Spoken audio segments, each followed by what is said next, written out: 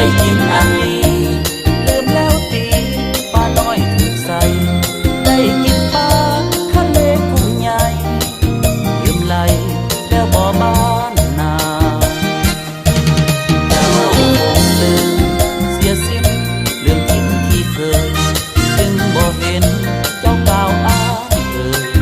ลืมเลยบ้านดงบ้านป่าได้ดีมีสุขผมลืมถูกเสียแล้วแค่